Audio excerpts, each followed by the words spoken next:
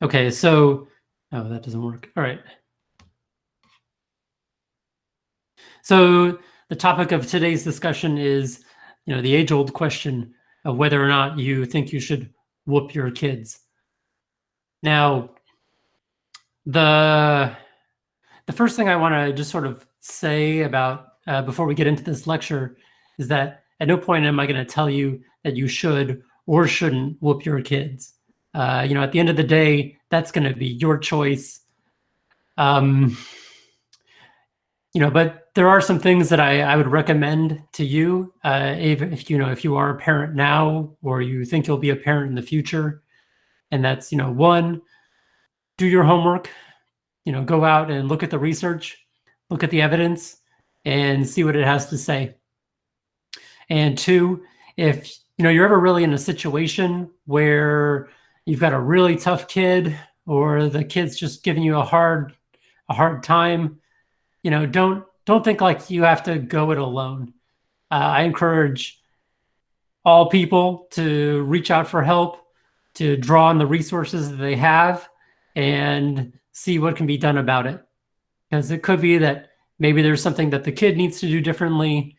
Maybe there's something that you as a parent need to do differently. Or maybe it's even a community issue. So maybe it's something going on at the schools. Maybe it's something going on in the neighborhood. Just, be mindful of what's going on and, think about the conditions that you're in and, don't be afraid to ask for help. There are a lot of really good resources out there and people who are willing to pitch in, offer advice, and even, provide, simple resources like childcare or meals or just someone to talk to. So just don't feel like you have to go it alone.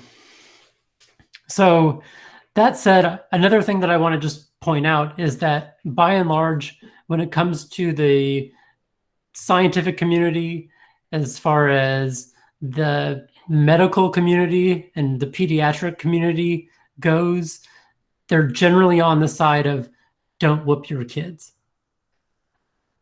So I just want you to be aware of that. So some of the material that we'll cover in this lecture will come from these sorts of sources. So I don't want you to feel that I'm really trying to push this agenda. It's just kind of where the field is at the moment. But that said, I'm trying to keep an open mind on the subject. So I'm as someone who tries to understand what we should do for kids, how we can help best train them to be from, effectively small people into adults. There's a lot of evidence out there, and I try to keep an open mind about it and see what the research has to say. So that said, we'll talk about the kind of, I guess you'd say, mainstream opinions about whooping, but we'll also talk about other voices that have also been conducting research and looking at the research and the evidence and talking about how, there might be instances where, whooping is a reasonable course of action. So, I'm trying to have an open mind in all of this, and I encourage all of you to have an open mind, as we look at the evidence and some of the studies that have been done on this topic.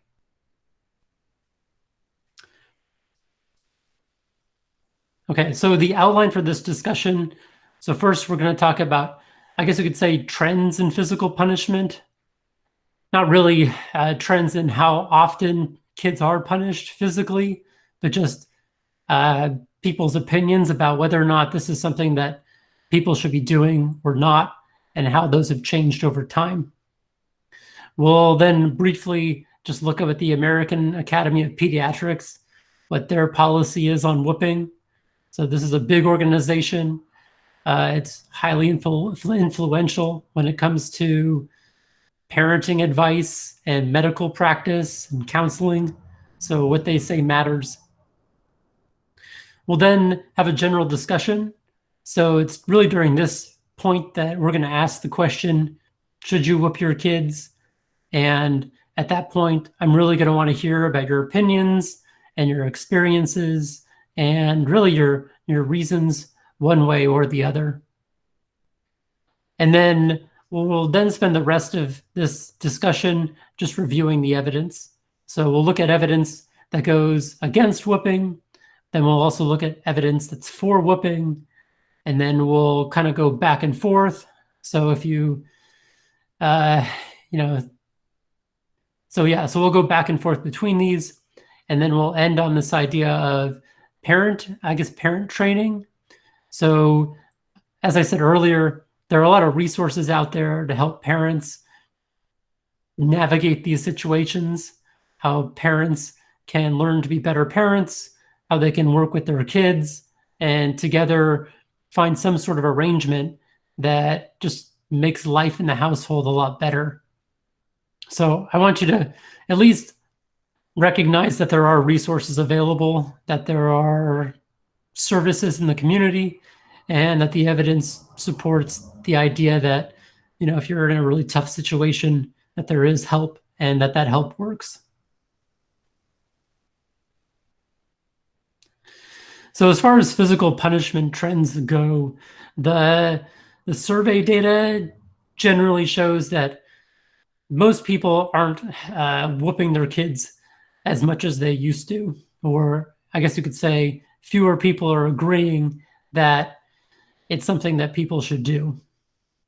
That said, the evidence also shows that by and large, most people think some amount of whooping is reasonable.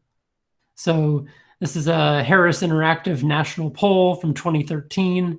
They surveyed 2,286 adults, and 81% of Americans agreed that it's okay for parents to physically punish their children. So 81% is a lot of people. And if this is a nationally representative sample, we get the idea that by and large, most people are okay with some amount of whooping. Other findings from this poll were that 78% of Americans who have children in their household said that some physical punishment is okay. But it's worth recognizing that this percentage is down from 87% in 1995.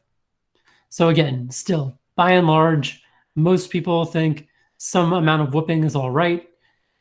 And however, we might want to recognize that that percentage has been on a steady decline over the years. Another finding they had was that 66% of parents with children had in fact spanked their children. And this is a lot lower than 85% in 1995. Now, there's some other patterns that might explain these trends. So as far as generations go, millennials are far less likely to support some kind of physical punishment than Gen Xers or baby boomers or the parents of baby boomers. Again, that said, 72% is still a lot. So even among millennials, by and large, most think some form of physical punishment is fine. We can also look at things as far as regional differences. And as far as whooping goes, it doesn't matter what location you are at in this country, most areas support some physical punishment. However, we can see that physical punishment is more acceptable in the South than, say, the West or the East. Now, really, when it came to the single demographic that was most opposed to whooping, this was mostly among people who themselves were never spanked as kids. So among the group of people in this country who were never spanked or whooped, it's about 50-50% saying, yes, you should whoop, and no, you shouldn't whoop.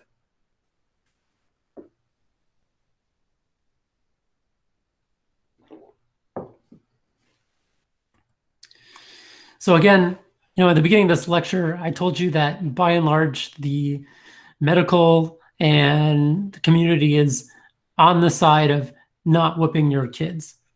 So here we have a statement from the American Academy of Pediatrics, and this is their policy on physical punishment.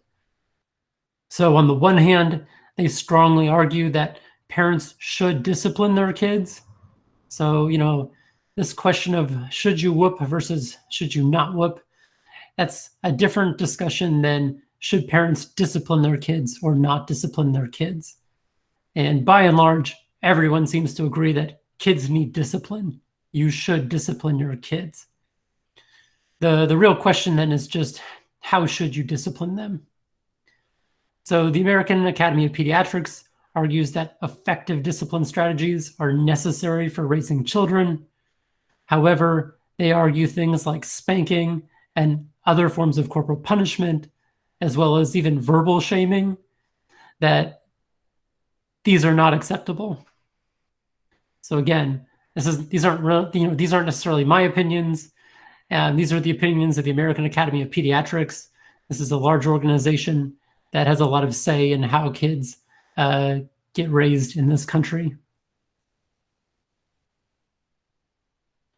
So the first thing, I want to get into is just a general question that I'm opening to all of you, and that is, what is whooping? If we're going to talk about whether or not you should whoop or you shouldn't whoop, then we probably want to figure out some kind of definition of what whooping is. So what do you all think whooping is? So feel free to type your answer into the chat area.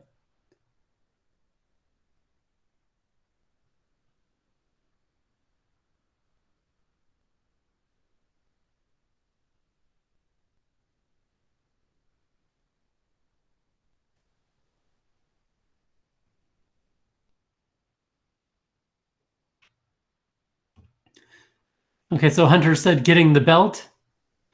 And Hannah says getting hit on the butt. So again, Natasha says the belt. Jennifer had a flip-flop. At least 3 strikes on the butt without any signs of bruising or bleeding. Spanking. So I'm getting a lot of ideas here that, sometimes it's, where you get hit is important. And also what you're hit with can be important too.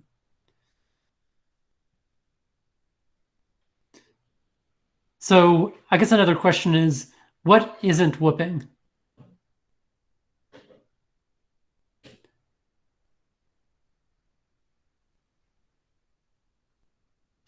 So excessive force, hitting children on the head or the face, hitting in the face,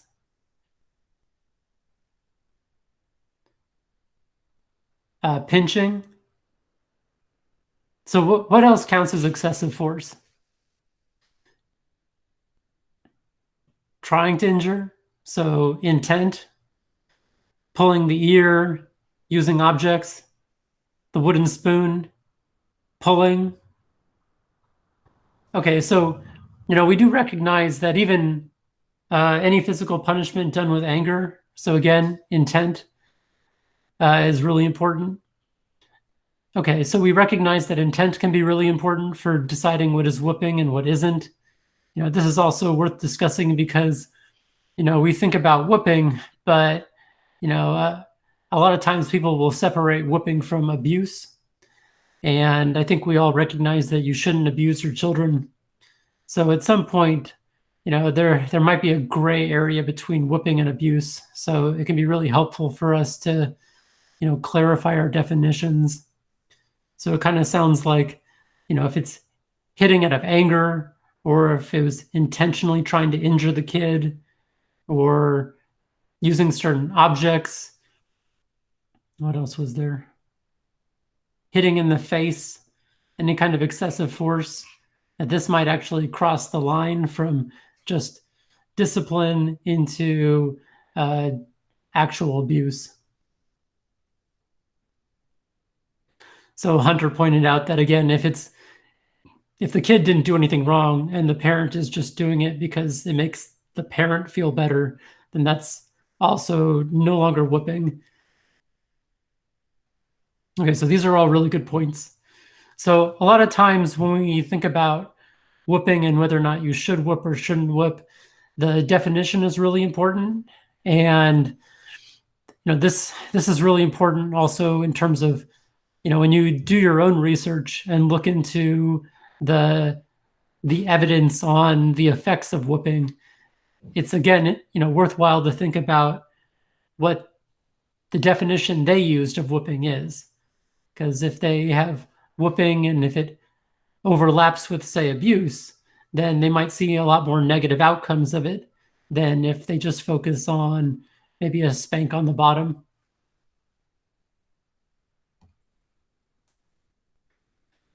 So now that we have a good definition of what is whooping and what isn't whooping, how do parents physically punish their children? So what are some common strategies that you've observed or have heard about?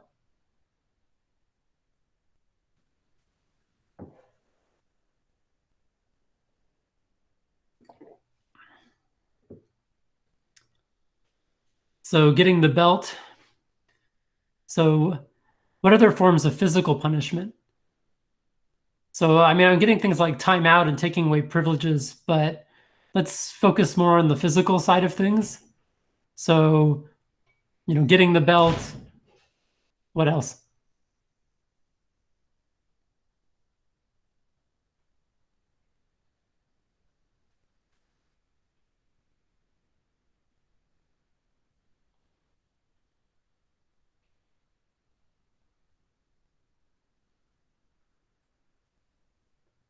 Chan class. So, Hannah, what is Chan class? So, getting something thrown is physical punishment. Kneeling on your knees is definitely a form of physical punishment. Having to do push-ups or squats on a wall. Getting slapped. So, the belt. Kneeling on salt or rice.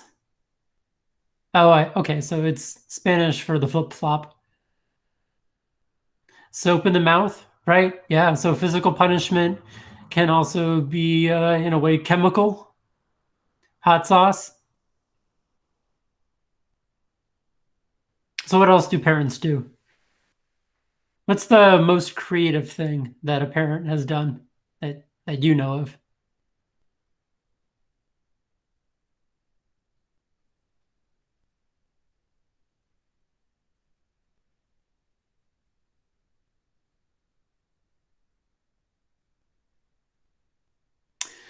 So making the child choose what they get hit with. It's kind of like that old saying where, you have like a dinner for your kids and you can ask them if they want broccoli or carrots. You're giving them a choice, but, are you really giving them a choice?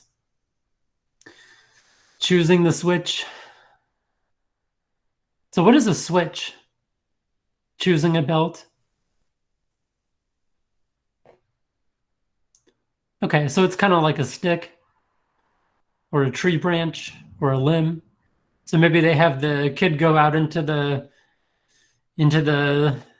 I guess the yard, or if you're in a more rural area, maybe you've got like some woods behind you, and then they have to go out and find the object.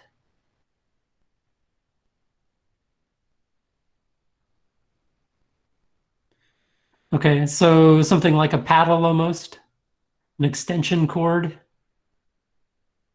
Okay, so some kind of manual labor. So having to dig a deep hole and filling it back up.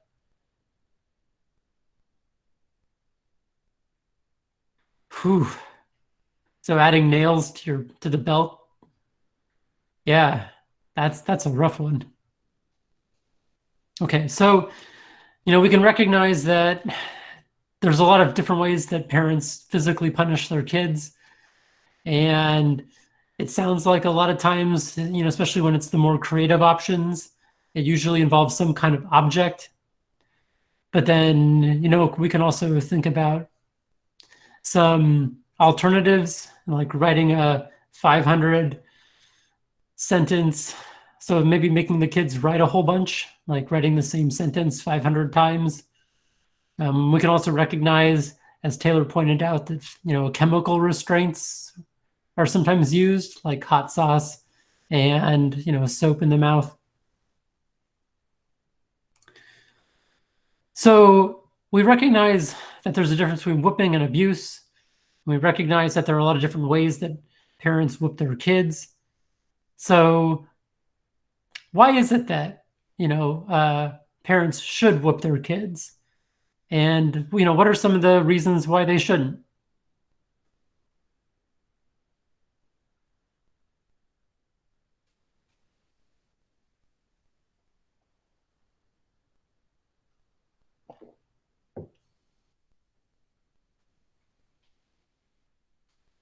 So I know you all have opinions on this matter.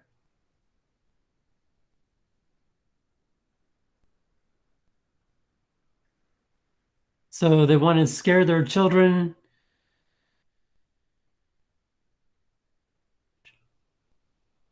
So some people think that parents should have healthy ways. What are some healthy ways?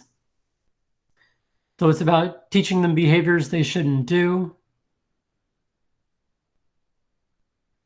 So I guess healthy ways, but also maybe having whooping as a last resort.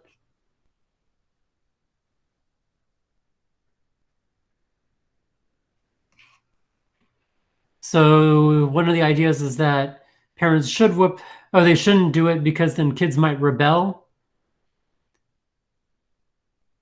It could also be that kids who are whooped might think that it's okay to use physical tendencies against other people. So I have another opinion here that says that it gets the point across and teaches a lesson, and some anecdotes about knowing kids who weren't whooped and how they don't have respect for authority.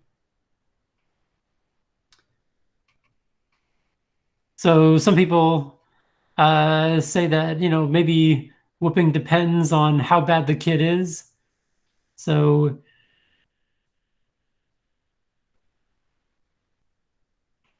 some people are here to learn the healthy ways.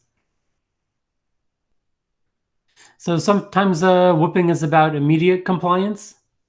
So a lot of the evidence on whooping will clearly show that if you want a kid to comply and obey immediately, then whooping will do that.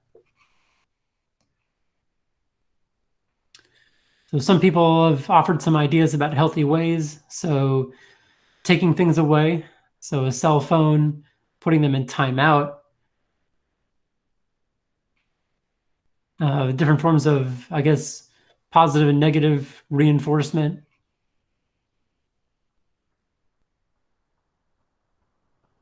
One person saying that parents shouldn't whoop their kids because their kids might retaliate and try to get back at them.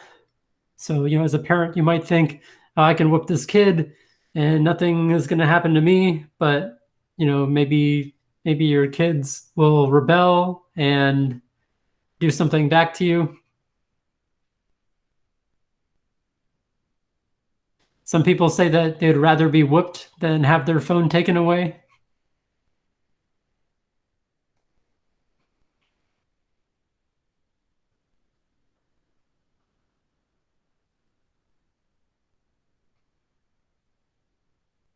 So healthy communication is important. So this idea that if parents don't, discipline their kids, then their kids are going to, I guess, run over their parents. So Janasia, what do you mean by run over their parents?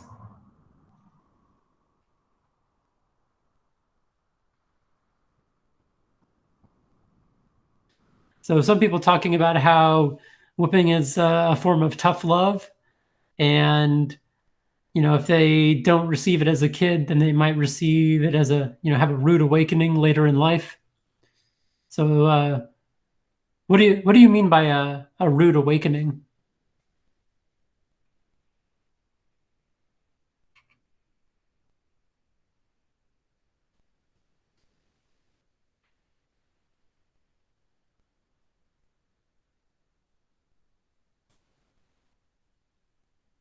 So someone's saying here that, as a kid, they knew the difference between right and wrong, and they would do wrong things and they would feel bad about it. And then they would take action to fix their problems. And they're arguing that if their parents had come in and whooped them, that it might just make things worse. Some talk about how it's, whooping is important in order to create a foundation for respecting authority. So it's not that you're, in real life, people do things that are incorrect all the time. And it's not that, people don't always get physically, I guess there aren't always physical consequences to that action, but there might be punishments. So I guess the idea is to get used to that.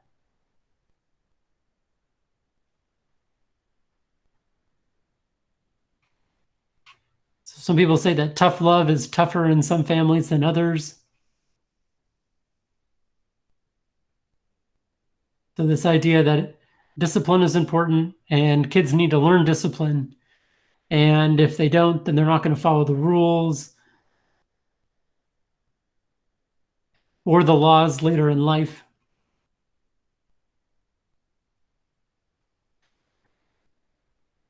So some people, all they needed was a threat to kind of correct their behavior. So here's this quote of, wait until your dad gets here and here's this. And that was enough.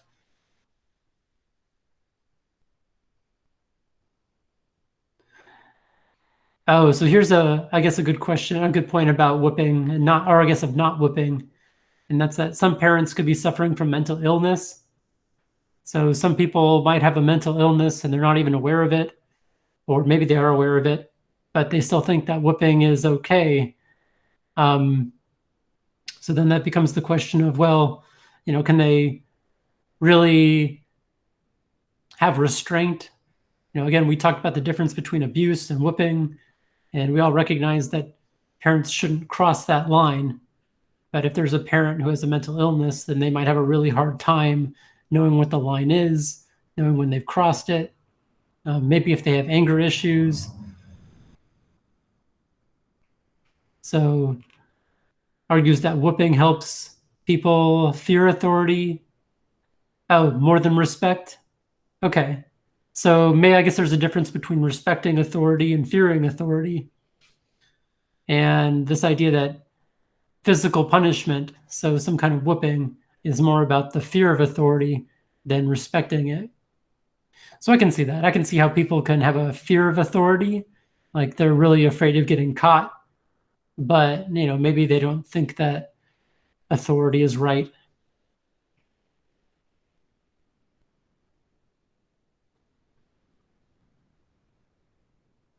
So that's another good point too. A lot of parents don't know how to raise kids, which actually makes a lot of sense. In the sense that we were all raised by our parents, and maybe we got to see some other parents while we were growing up, or maybe even today we get to see how other people raise their kids. But at no point really are people forced to take a class in how to parent kids. So it's sort of this interesting dilemma where here we are, with this huge responsibility of parenting children, and we don't require any kind of training about how to do that. So some people point out that fear can be respect.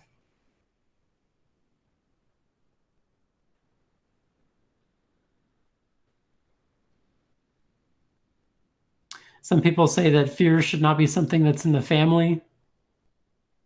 So we have these questions about, why whoop or why not whoop. Maybe we can tie it into some of the theoretical perspectives we've talked about in class. So we could ask the question, what would a social control theorist say about whooping?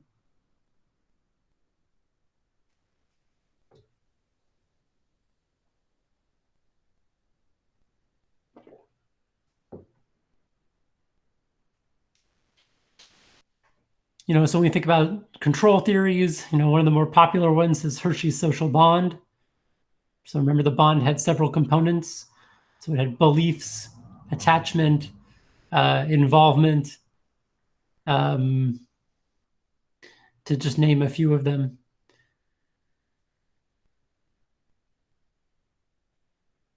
So how might whooping relate to beliefs? So this idea of a direct control. So we have threats and actual punishments. And, I guess rewards also count.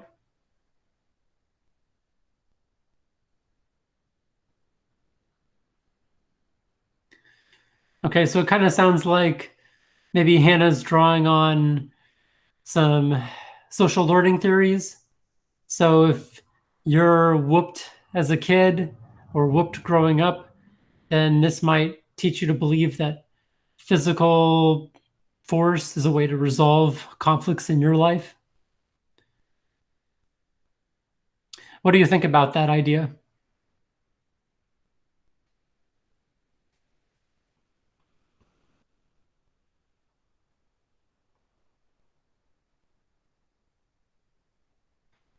Okay, so Ben's saying that by being whooped, it could create some form of emotional dependency, and the idea that a kid who's whooped would then look to the person who whooped them for approval.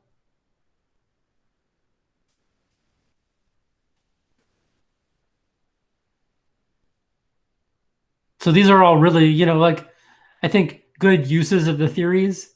So we recognize that different theories have different opinions on the subject.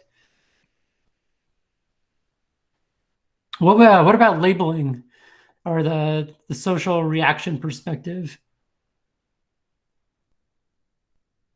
What would this perspective say about whooping kids?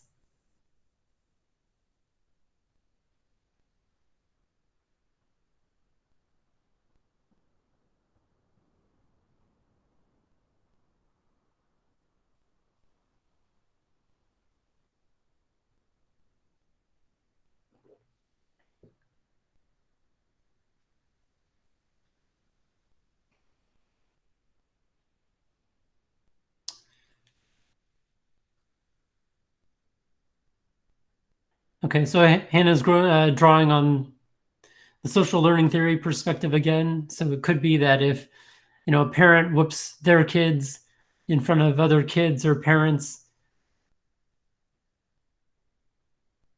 so this could affect whether or not parents themselves decide whether or not they end up whooping their kids. So if they see that their neighbors do this, or friends that they have, and this might make them decide one way or the other about whether to do this.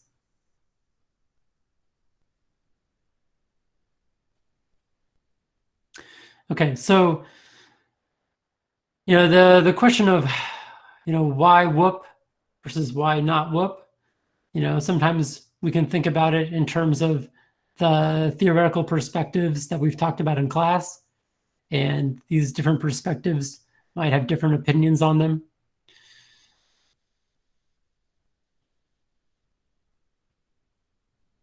So at this point, we're going to get into the literature on whooping.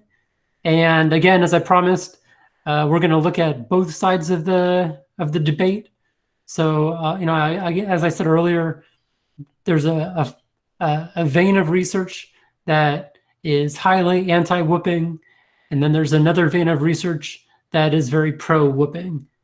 Again, by and large, the scientific community, as far as the articles that get published and as far as policy goes, again, I'm just reminding you that most of it sides with the don't whoop your kids. But again, I told you that with this discussion, I'm really trying to be open-minded about the whole thing. So I've tried to find the strongest arguments that I can find that's backed by evidence about whether or not you should whoop your kids. So the first article I want you to notice is this one here by Gershoff. So it's called Corporal Punishment by Parents. and associated child behaviors and experiences, a meta-analytic and theoretical review.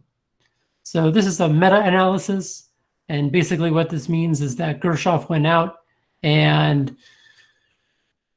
read through the literature, collected as many studies on the subject of whooping kids as they could find, and then they took all those findings and combined them together into one really large research study.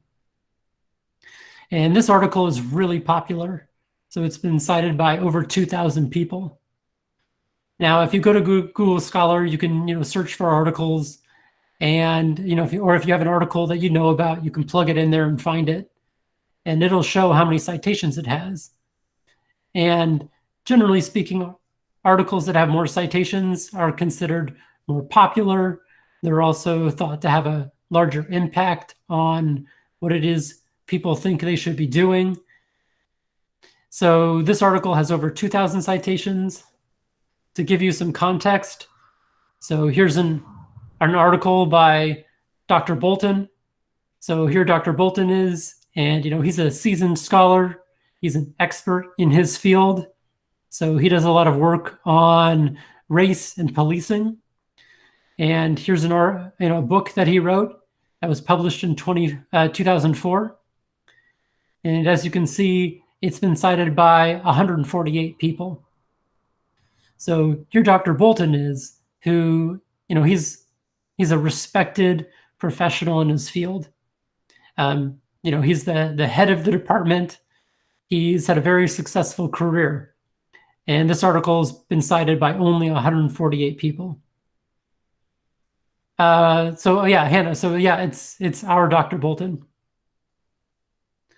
So if you produce an article or a book and it gets cited by 100 people, that means that you're doing really well in your field, that you have a productive career, that your ideas and your research matter. So if you have over 100, and that's what that means, then if you've got over 2,000 citations, then you're famous. If you have over 2,000 citations, then government policy and practice is going to be largely based on the evidence that you found and what you think. So again, I'm just pointing this out to remind everybody that by and large, as far as the scientific community goes, and as far as public policy goes, most people are not on the side of whooping. But, that said, I want you to have an open mind. I'm trying to come at this with an open mind. So we'll look at the evidence, we'll look at the arguments, and we'll talk about it a little bit. So this is Elizabeth Gershoff. She is a full professor, at the of Human Development and Family Studies at the University of Texas in Austin. And in 2014, she won a Lifetime Legacy Achievement Award from the Center for the Human Rights of Children at Loyola University in Chicago. So this is the person who wrote that article that has over 2,000 citations on it. So again, she wrote this article called Corporal Punishment by Parents and the Associated Child Behaviors and Experiences. So this is a meta-analysis, meaning that she went out into the literature and found all the studies that she could find on, whether you should whoop or shouldn't, and looked at the evidence, combined it all together to come up with some kind of overall conclusions about what the scientific community has found. So one of the things that they first did was define physical punishment. So whooping. So as we talked about earlier, definitions are really important, and we'll get to this in a few minutes. But her definition of physical punishment was using physical force that causes a child pain, but not injury, to correct or control behavior. So she conducted this meta-analysis and looked at the associations or outcomes of parental physical punishment on 11 different child behaviors and experiences. So in total, she found 88 studies on whooping, and a good research study has evidence. So it actually goes out and finds kids and looks at kids who've been whooped and examines how these kids turn out. So in these 88 studies, these studies together include about 36,000 children. So her two major takeaways were, one, that not all physically punished children develop negative outcomes.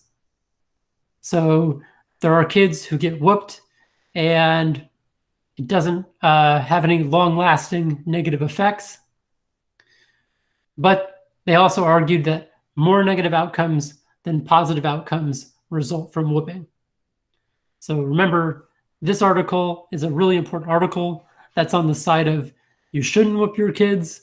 But remember, we will talk about other research that argues that whooping your kids is a reasonable thing to do.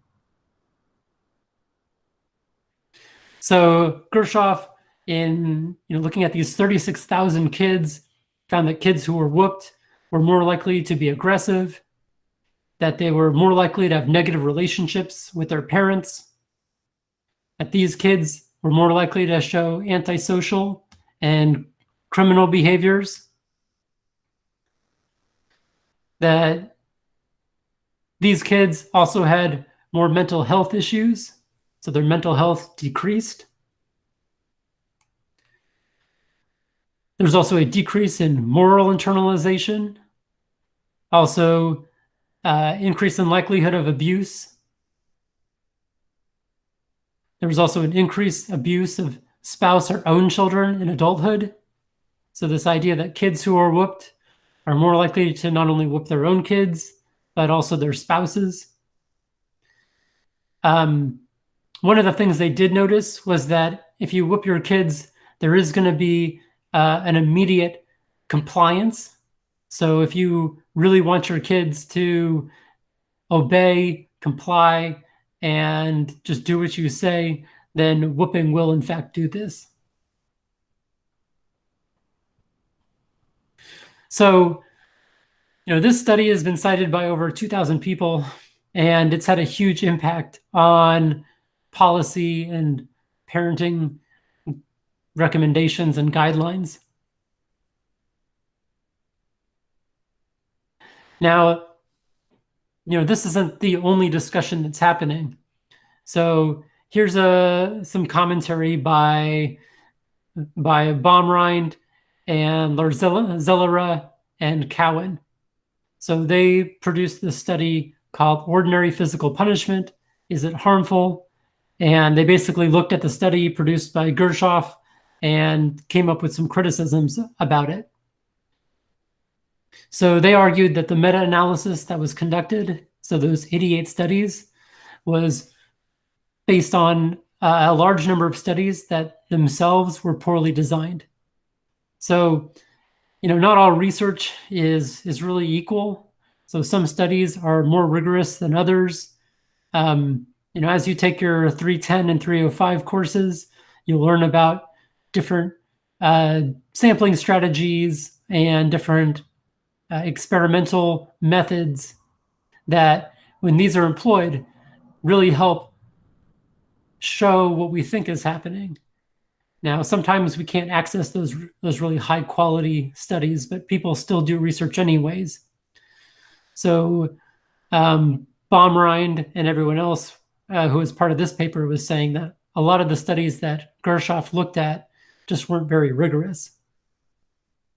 They also argued that the definition of physical punishment was also too broad. So the argument here was that their definition of physical punishment included certain activities that, if most people thought about them, they might recognize them as being abuse. So again, earlier we talked about the difference between whooping and abuse, and we recognized that you shouldn't abuse kids, and that kids who are abused have, more negative outcomes. So if you have a really broad definition of what physical punishment is, then you might be including more of those kids who are abused and making the outcomes look more negative than they actually are. So that's one of the criticisms that Baumrind et al. Came up with. They also talked about the importance of temporal order. So they recognized that, the argument that if a kid is whooped, they're going to turn out poorly, that it could also be the opposite. So maybe kids who have real behavior issues, it's not that they were whooped and that's why they have behavioral issues, but that they have more behavioral issues and then that's why they get whooped. So there's also this idea of shared method variance. So in a lot of these studies, they would do things over time.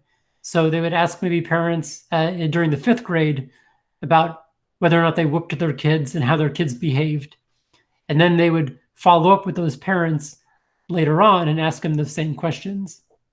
And they argued that if you have a parent who's participated in this study, so they've already filled out this survey telling people how often they whoop and how bad or good their kids are, that if these parents were to fill out the same survey a second time, then they might bias their results.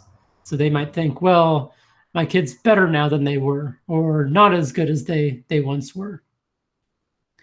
So Baumrind et al. Argued that, talking to parents, say during the 5th and 6th grade is reasonable, but when it comes to that follow-up study, that maybe they should rely on more objective opinions. So maybe the opinions of teachers who have, only had that kid for, 1 year or something. So, this study was done. So Baumrind really thought about what Gershoff was talking about and tried to find criticisms of their study and of their conclusions. And they concluded that physical punishment is an ineffective deterrent for some children with serious problem behaviors, right? So they recognized that, some kids have real problem behaviors and it doesn't matter how much you whoop them, they're not going to change.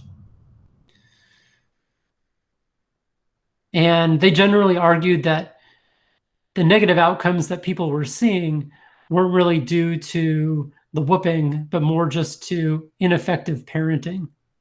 So it wasn't that the kids were being whooped too much, but that there was some kind of confounding between the parents who were whooping too much and the parents who also just didn't know how to properly discipline their children. So we've sort of heard about some of the more anti-whooping opinions, and then we've heard the criticisms of those opinions. So now I'm going to kind of flip-flop back into studies that are anti-whooping, and then we'll look at another study that is in favor of whooping. So here's a study called Fragile Families and Child Wellbeing. So this was a nationally representative longitudinal birth cohort study. So it covered the entire country, and it occurred over multiple years, and it involved approximately 5,000 children from 20 large U.S. cities between 1998 and 2000. So the kids that were involved in this study were kids during the late 90s, early 2000s. So, it's possible that some of these kids are now your age. So I don't know if any of you filled out any surveys, but you could be part of this study. So the data were collected at birth, at 1 year of age, 3 years, 5 years, and 9 years of age. And as part of the study, they took various alternative explanations into account. So they took into account the aggressive behavior of these kids at previous stages, as well as various aspects of maternal parenting, certain kinds of risk factors. So again, we talked about how abuse is really important. So they controlled for that.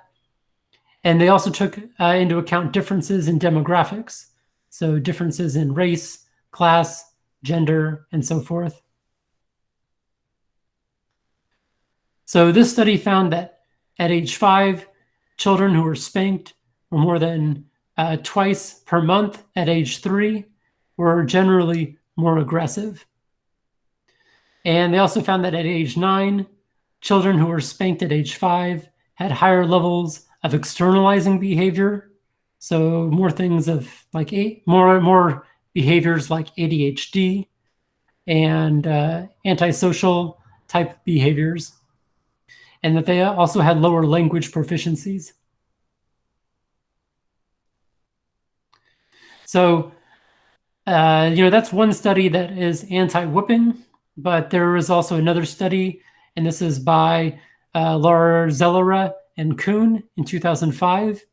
So they wanted to do their own meta-analysis and just look at what they thought were high-quality studies on the subject of whipping. So they reviewed 26 different studies, and they only included studies that involved some kind of completely randomized design component. So again, in 305 and 310, you'll learn more about this, but the completely randomized design is like the gold standard in science for deciding whether or not the explanations for the behaviors you're seeing are actually what's causing the behaviors to occur. So they looked at all of these studies, and what they found was that conditional spanking can be an effective strategy. So they looked at, I guess you could say, 14 different strategies. One of those was conditional spanking. And conditional spanking is more like, there's other forms of discipline that a parent will do before they get to the spanking phase. And they found that conditional spanking was better than 10 of the 13 alternative disciplinary tactics for reducing child noncompliance or antisocial behavior. So what they're finding is that conditional spanking, maybe they send kids, they take away privileges, like maybe they take away their phones and they say, okay, I'm going to take your phone away, but if that doesn't work, then you'll get spanked. So they found that this kind of behavior, that this was effective, and in fact more effective than several other alternative disciplinary tactics. So, they also had this conclusion that only severe or the predominant use of physical punishment compared unfavorably with alternative disciplinary tactics. So what they're saying is that when parents cross the line, so when they go from just whooping their kids to abuse, that kids who've had these experiences tend to have more of those negative outcomes. And they also found that parents who predominantly spank or whoop, that if this is their go-to disciplinary strategy, that this can also have negative impacts on kids over the long run. So, this article by Larzellera is really honestly the best and most rigorous study I can find that's pro-whipping in the literature. And if you go look for this article yourself on Google Scholar, you'll read that Larzellera and Kuhn are very much pro-whipping. They think it's a reasonable thing to do for kids. But as far as their evidence goes, even when they look at just the most rigorous studies that exist about whether or not you should whoop your kids, the conclusion is that you can whoop your kids if you want to, but there are also alternatives out there in case you don't want to. So what they're really concluding is that it's a choice. It's your choice for how you want to raise your kids. You can whoop them, and that can be an effective strategy. So conditional whooping, or you can choose something else. They do also point out that, if you do decide to whoop your kids, then you need to be, really aware of what you're doing. So you don't want to cross that line. You don't want to make it severe. And the idea is that if you're whooping your kids and you have to routinely whoop them, or if it's your go-to disciplinary tactic and you're just whooping them again and again and again, then this can also have negative outcomes. So you can almost think of it like you have to, watch out that you don't lose your temper, that you don't whoop them too hard. And you should also be mindful that if you find yourself having to whoop them repeatedly, then maybe you need to try some other kind of tactic.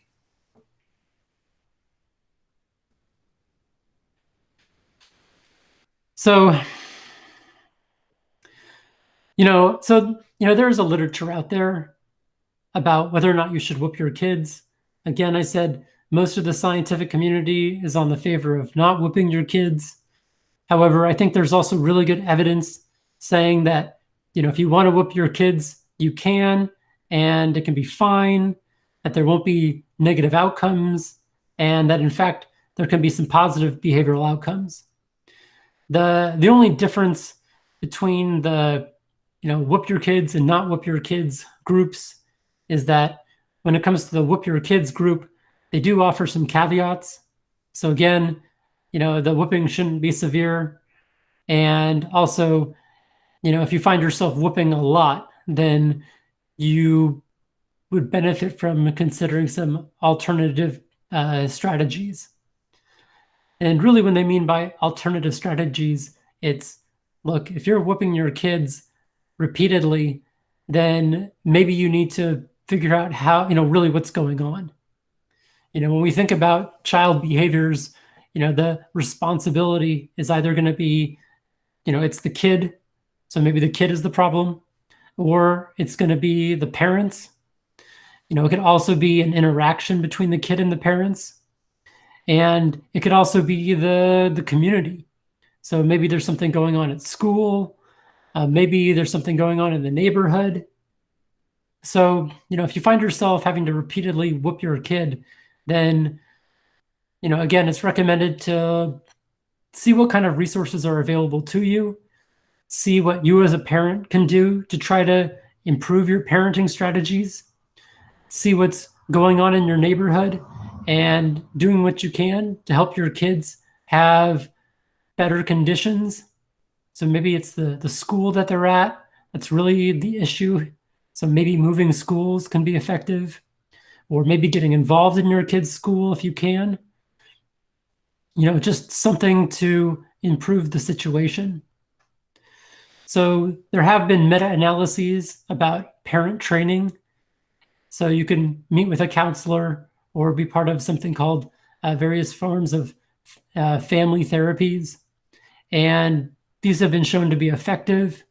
So here, Surketch and Dumas in 96, they did a meta-analysis, and they found that 26 out of 117 behavior parent training courses, and they found that there are options for parents. So they found that parents who received these kinds of training, that they were able to reduce the antisocial behaviors among their kids. They also found that teachers would report fewer incidents of antisocial behavior. They also found that there were increases in marital satisfaction. So couples who seek counseling for themselves and they get parent training and they maybe even have their kids involved in that process, that not only do things turn out better for their kids, but the relationship between the parents also tends to improve. And they also found that parents who were part of this training experienced decreases in depression and stress. So, again, as far as like the literature goes, I recognize full well that the scientific community says you shouldn't whoop your kids. Fine. But as far as the research goes and trying to look at it from a real critical standpoint, it's kind of like, I think the conclusion really is you can whoop your kids if you want to. It's your choice. But just recognize that there are equally effective strategies out there. So if you want to whoop them because you think that's right, then you can do that. But again, it's really a choice, and that there are other behaviors out there, different kinds of discipline that you can use, and they'll be just as effective. Now, that said, again, if you plan on whooping your kids, just bear in mind that if it's, the real trick is to try not to cross the line. So as some people talked about earlier, don't intend to cause injury, try to watch your anger levels. And then, if you find yourself, again, whooping regularly, if it's your de facto form of discipline, then, there might be some negative consequences to this. And, as far as the evidence goes, if you find yourself in the situation, you might consider some parent training courses. And there are a lot of really good parent training courses out there. The evidence seems to show that these can help with the children's behavior, but also make your life better as a parent. And, that these are available to you. So again, if you, do decide to whoop your kids or even do some kind of conditional whooping, and you find yourself with a real problem situation where you feel like you have to whoop all the time, try to draw on the resources that are available to you. Look for counseling in your area, see what kind of resources are available, and, seek help. So again, you don't have to go this alone. If you've got a real problem situation, don't feel like it's your sole obligation to sort it out. Okay, so that's it for today. I've got some other slides here you can look at if you want to. Some people ask if, the kids are they worse today than they are in the past? And here are some referrals of kids to the juvenile court. You can generally see that since the 90s, fewer kids are involved with the justice system than ever before. Another question I might ask, and maybe this is a sensitive one, so this is something that you can talk to your parents about, but like a lot of kids are whooped. I know I was whooped as a kid.